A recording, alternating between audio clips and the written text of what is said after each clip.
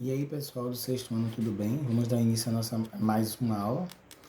Na semana passada, durante a nossa aula pelo Zoom, nós compreendemos um pouco sobre a questão do processo de estudo da geografia, né? Processo evolutivo.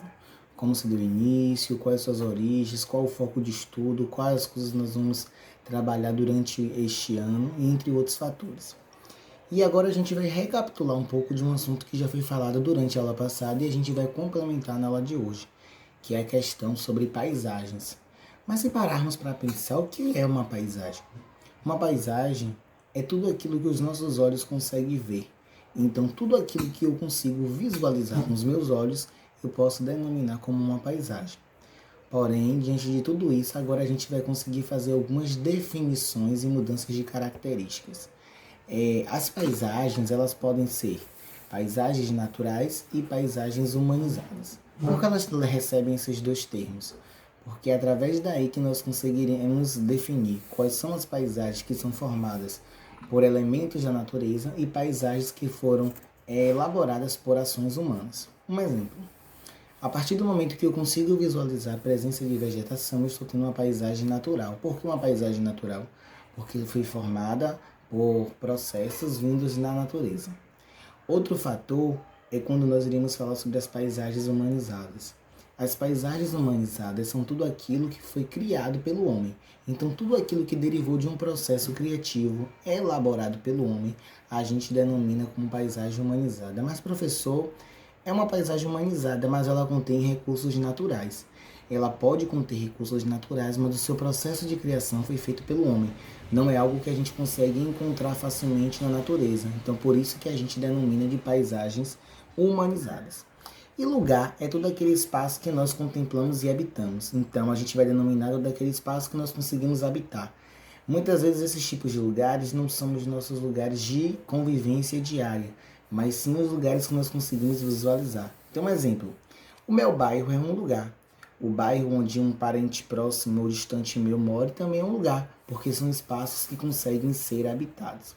Lembrando que existem áreas que o ser humano ele tem facilidade de habitação e tem áreas que o ser humano ele pode participar, mas ele não consegue ter um controle total porque são áreas de difícil acesso.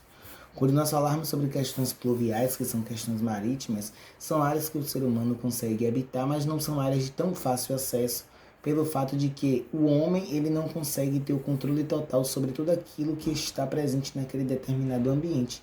Então, por isso que a gente vai denominar como áreas de difíceis acessos. Outra coisa que a gente precisa lembrar é que as paisagens elas começaram a sofrer mudança após o processo de concentração de pessoas nas cidades. Porque antigamente nós tínhamos paisagens, claro, humanizadas e paisagens naturais.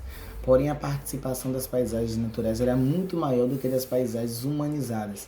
Porém, com a chegada do homem, né, que ele migra do campo para a cidade, que vai derivando desse processo de êxodo rural, que começa a acontecer. As cidades começam a se ter necessidade de fazer o processo de remodelagem para relocar essas pessoas em determinados espaços.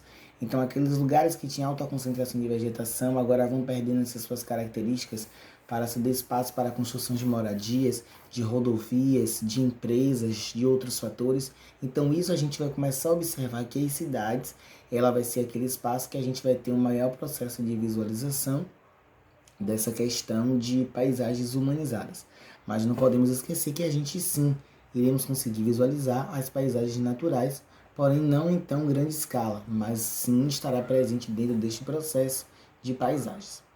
Pessoal, existe uma atividade que já se encontra disponível lá no site do colégio, então é muito importante que vocês resolvam essa atividade, mande lá para mim dentro do prazo correto para fazer a correção, porque lembre-se, tudo isso servirá de conteúdo para o nosso processo de aprendizado. E em caso de dúvidas, é só entrar em contato comigo durante o horário já disponível pelo colégio. E passando disso também, caso tenha alguma coisa, a gente pode estar tirando dúvidas. Outro ponto determinante são as questões de trabalho de atualidade. Amanhã, ou na próxima aula, nós iremos falar o processo de apresentação para vocês terem noção como ficou definido e no final termos um bom projeto a ser avaliado em conjunto. Então, boa atividade para vocês e espero que vocês tenham compreendido o conteúdo.